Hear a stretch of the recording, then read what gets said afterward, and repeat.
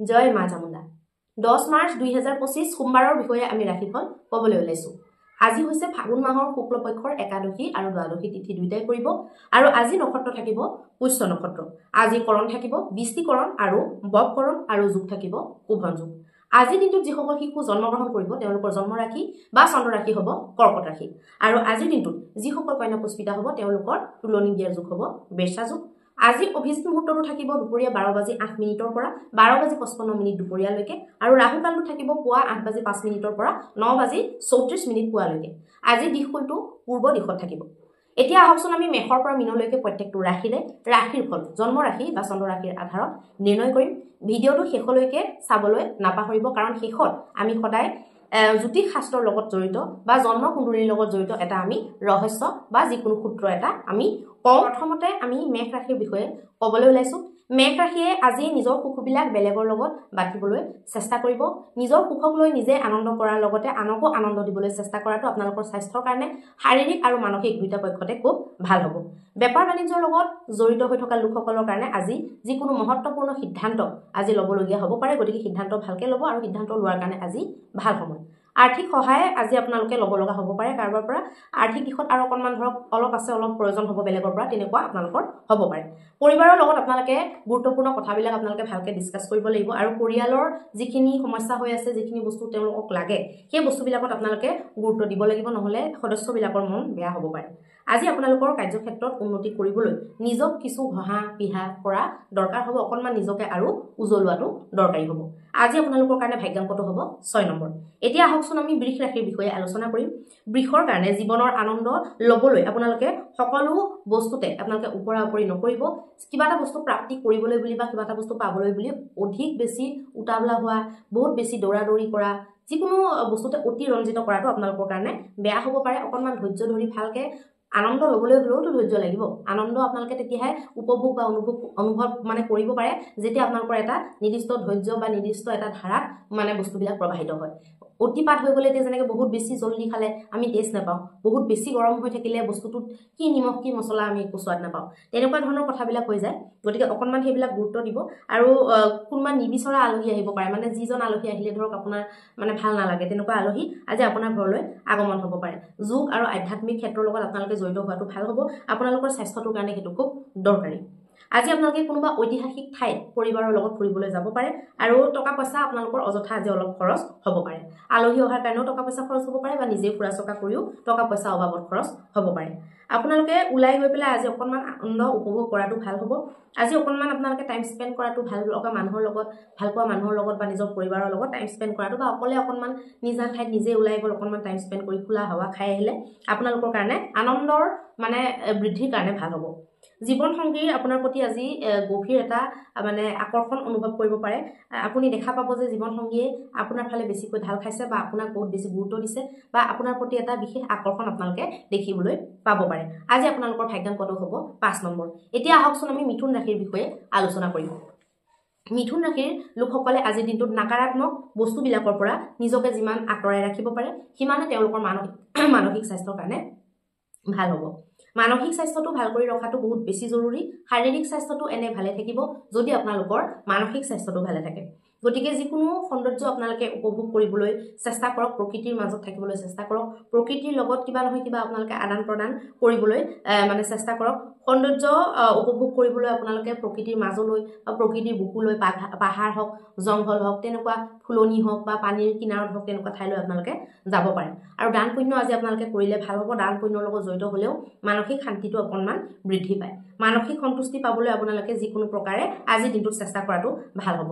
আজি আপোনালোকৰ পুৱাতে অতি সোনকালে আৰ্থিক হানি হ'ব পাৰে বা প্ৰথম কামটো হাতত লওঁতেনে আৰ্থিক হানি হ'ব পাৰে, অকণমান সাৱধান হ'ব লাগিব। ঘৰত আপোনালোকে সকাৰাত্মক সাল সলনি কৰিবলৈ চেষ্টা কৰিব লাগে। ঘৰৰ ধৰক যিকোনো কামত হওক বা ঘৰৰ আচবাবৰ বা কিবা বেলেগ ক্ষেত্ৰতে হওক, ঘৰৰ বস্তু বাহনিৰ ক্ষেত্ৰত হওক বা মানুহৰ ক্ষেত্ৰতে হওক, আপোনালোকে সাল সলনি কৰিলে আজি ভাল হ'ব। দায়িত্ববোৰ আপোনালোকে যদিও বা বাঢ়িব, দায়িত্ববিলাক আঁকোৱালি আপোনালোকে ল'ব লাগিব। দায়িত্ববিলাক আপোনালোকে পালন কৰিবলৈ চেষ্টা কৰিব লাগিব। বৈবাহিক ক্ষেত্ৰত আপোনালোকক কিছু অকণমান স্পেচ লাগিব পাৰে। আজি অকলশৰীয়াকৈ থাকিবলৈ আপোনালোকে বিচাৰিব পাৰে, কিন্তু বহুত বেছি অকলশৰীয়াকৈ থাকিবলৈ বিচাৰোঁতে সেইটো যাতে বেলেগ নাভাবে সেইটো কথা ধ্যান ৰাখি পেলাই আপোনালোকে কৰিব লাগিব। আজি আপোনালোকৰ ভাগ্যাংকটো হ'ব 3 নম্বৰ। এতিয়া আহকচোন আমি কৰ্কট ৰাশিৰ বিষয়ে আলোচনা কৰিম। কৰ্কট ৰাশিৰ কাৰণে যি বস্তু ভাল বস্তু এটা গ্ৰহণ কৰিবলৈ হ'লে আপোনালোকে বেয়া বস্তুবিলাক ত্যাগ কৰিব লাগিব কিবা এটা আপোনালোকে পাবলৈ হ'লে কিবা এটা এৰিব লাগিব এই কথাবিলাকত গুৰুত্ব দিব সকলো বস্তুতে ইমোশনেলি হেন্ডেল কৰিবলৈ নাচাব কিছুমান বস্তুত বিবেক বুদ্ধিও খটুৱাই চাবলৈ চেষ্টা কৰিব লাগিব আনক দি থোৱা টকা আজি আপোনালোকে ঘূৰাই পাব পাৰে হয়তো সেই টকাখিনিৰ আপোনালোকৰ বহুত প্ৰয়োজন হৈ আছিল তেনেকুৱাতে আপোনালোকে ঘূৰাই পাই গ'ল তেনেকুৱাও হ'ব পাৰে পইচাৰ স্থিতিটো আজি আপোনালোকৰ ভাল দেখুৱাইছে আৰু লগতে আজি পৰিবাৰৰ দায়িত্ব আপোনালোকে ভালকৈ ল'ব লাগিব পৰিবাৰৰ ফালৰ পৰা যিবিলাক দায়িত্ব নেকি আপুনি নিৰ্বাহ কৰাৰ কাৰণে জৰুৰী বা আপুনি যিটো দায়িত্ব লৈ আছে পালন কৰি আছে সেইবিলাকক ভালকৈ পূৰ্ণ কৰিব লাগিব আৰু আজি আপোনালোকে যিসকলে বিবাহ নাই কৰোৱা আজি সপোনৰ বা ক'বলৈ গ'লে মনে বিচৰা সংগী আপোনালোকে বিচাৰি পাব পাৰে বা কোনোবা এনেকুৱা ব্যক্তিক লগ পাব পাৰে যিটো নেকি আপোনালোকে ধৰক সপোনত বা আপোনালোকে তেনেকৈ ইমেজিন কৰে বা এনেকুৱা মানুহ যদি লগ পোৱা হ'লে বা আমি যদি এনেকুৱা মানুহ লগ পাওঁ তেতিয়াহ'লে মই তেওঁকে সংগী হিচাপে চিলেক্ট কৰিম তেনেকুৱা ধৰণৰ যদি আপোনালোকে কিছুমান ভাৱ মনত ৰাখিছে আজি তেনেকুৱা আপোনালোকৰ সপোনৰ ৰাজকুমাৰ বা ৰাজকুমাৰীক আপোনালোকে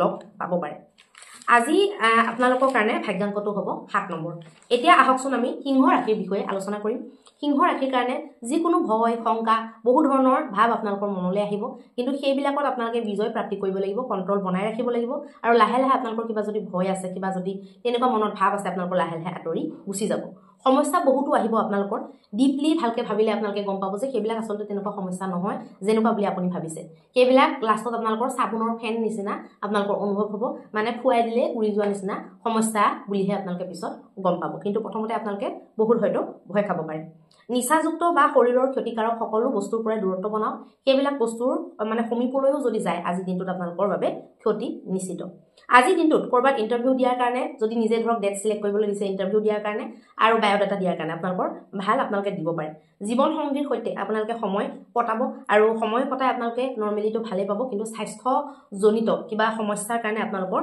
মন চন বেয়া হৈ যাব পাৰে বা যিমানখিনি আপোনালোকৰ ফূৰ্তি লাগি আছিলে সেইখিনি আপোনালোকৰ অকণমান মানে ঢলি পৰিব পাৰে আজি আপোনালোকৰ ভাগ্যাংকটো হ'ব 5 নম্বৰ এতিয়া আহকচোন আমি কন্যা ৰাশিৰ বিষয়ে আলোচনা কৰিম কন্যা ৰাশিৰ কাৰণে আজি বেছি টেনচন ল'লে আপোনালোকৰ গা মন বেয়া লাগিব পাৰে মাথা বিষাব পাৰে নিজকে বেছি বহুত মানে প্ৰেছাৰত থকা যেন আপোনালোকে অনুভৱ কৰিব পাৰে আজি আপোনালোকে সন্তানৰ লগত সময় কটাবলৈ চেষ্টা কৰক সন্তানৰ হাঁহি সন্তানবিলাক ভালকৈ আপোনালোকে যাতে চকুত আপোনালোকে ভালকৈ ভাহি থৈ দিব পাৰে বা আপোনালোকে যাতে ফটো হিচাপে ৰাখি থ'ব পাৰে সেইবিলাক আপোনালোকে আজি চেষ্টা কৰিব লাগে সন্তানৰ মৰম লগা কথাবিলাক বা তেওঁলোকৰ যিবিলাক এক্টিভিটি সৰু ল'ৰা ছোৱালী সেইবিলাক আপোনালোকে এনজয় কৰক আৰু তেওঁলোকৰ লগত যিমান পাৰে সময় দিবলৈ আজি কোৱালিটি টাইম স্পেণ্ড কৰিবলৈ চেষ্টা কৰক সিহঁতৰ প্ৰতি আপোনাৰ মৰম চেনেহ আৰু সিহঁতৰ আপোনাৰ প্ৰতি থকা মৰম চেনেহ দেখি পেলাই আপুনি আপ্লুত হ'ব আৰু জীৱনৰ আনন্দ আপোনালোকে উপভোগ কৰিব পাৰিব কেছ মামলাবিলাকত আজি বিজয় পোৱাৰ সম্ভাৱনা দেখা গৈছে আৰু ধনৰ ক্ষেত্ৰতো আজি ধন লাভৰ সম্ভাৱনা আপোনালোকৰ বনিব কিছুমান এক্সট্ৰা সোৰ্স আপোনালোকৰ আহিব পাৰে ইনকামৰ গতিকে সেইবিলাক অকণমান চকু কাণ খুলি ৰাখিব লাগিব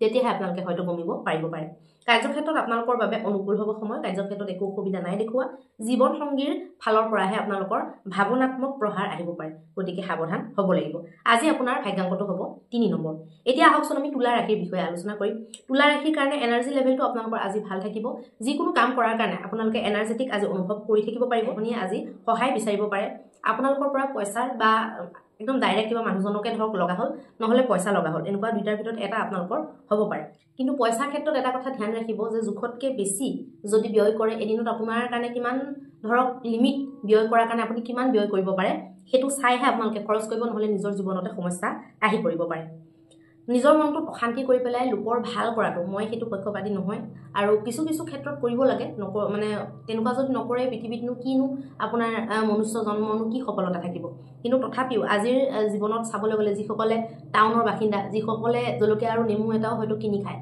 তো তেওঁলোকে বেলেগৰ কথা চিন্তা কৰি পেলাই অধিক ব্যয় কৰাটো মই বৰ যুক্তিসংগত বুলি নাভাবোঁ কাৰণ নিজৰ ভিতৰত অশান্তি কৰি পেলাই বেলেগৰ ভালটো কৰিবলৈ গৈ পেলাই নিজৰ ল'ৰা ছোৱালীক অশান্তি কৰি লাভ নাই বিবাহৰ আপোনালোকৰ গুণাগথা চলিব পাৰে বিবাহ কৰোৱাৰ কথা ঘৰত আপোনালোকৰ আলোচনা হ'ব পাৰে মানুহে আপোনালোকৰ সৰাহনা কৰিব মানে তাৰিফ কৰিব আপোনালোকে যে কিবা এটা কঠিন মানে কামো পূৰণ কৰিব পাৰিছে বা বহুত ধৰণৰ কঠিন কাম আপোনালোকে নিজৰ বুদ্ধিৰে সিদ্ধি কৰিব পাৰে মেইনটেইন কৰিব পাৰে বেলেন্স কৰিব পাৰে হেতুক লৈ মানুহে আপোনালোকৰ কথা আপোনাৰ কথা আলোচনা কৰিব আৰু আপোনাৰ কথা ভালকৈ মানে পজিটিভ লাইনত আলোচনা কৰিব পাৰে অকলশৰে আজি আপোনালোকৰ সময় কটাবলৈ মন যাব প্ৰকৃতিৰ বিভিন্ন ধৰণৰ সৌন্দৰ্য উপভোগ কৰি প্ৰকৃতিৰ মাজত সময় কটাবলৈ আপোনালোকৰ মন যাব পাৰে নহলে এনে অকলে আপোনালোকে নিজৰ ৰুমটোতে নিজৰ কোঠালিটোতে থাকি পেলাই সময় অতিবাহিত কৰিবলৈ মন কৰিব পাৰে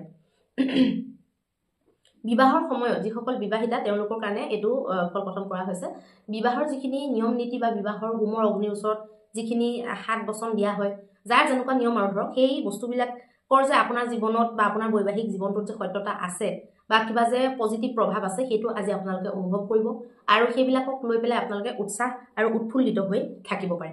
আজি আপোনালোকৰ ভাগ্যাংকটো হ'ব 6 নম্বৰ। এতিয়া আহকচোন আমি বৃশ্চিক ৰাশিৰ বিষয়ে আলোচনা কৰিম।